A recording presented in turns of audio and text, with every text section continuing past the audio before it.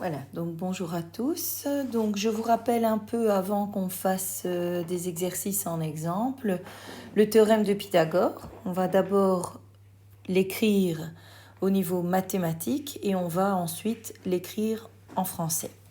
Donc premièrement, donc Pythagore, il faut savoir qu'il faut toujours avoir au départ un triangle rectangle.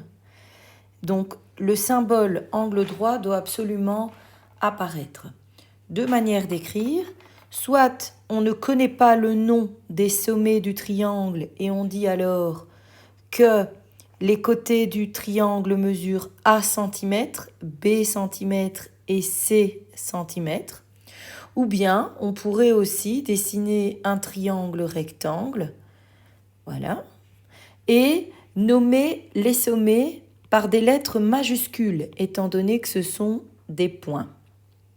En tout cas, dans les deux cas, le théorème de Pythagore peut s'appliquer étant donné que le triangle est rectangle. Alors, premier cas, je recherche l'hypoténuse.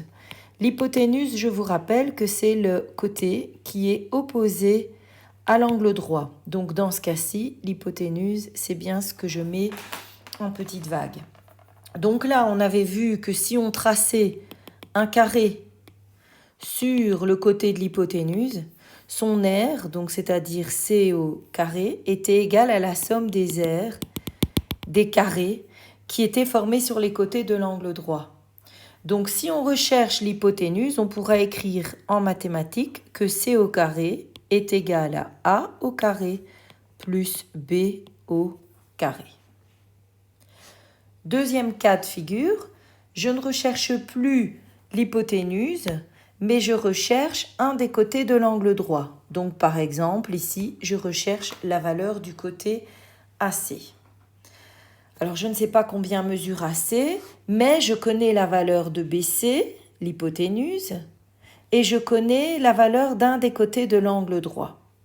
Donc si je recherche un des côtés de l'angle droit, donc côté de l'angle droit, je peux écrire que l'hypoténuse LV au carré moins l'autre côté de l'angle droit que je connais est égal au côté que je recherche au carré.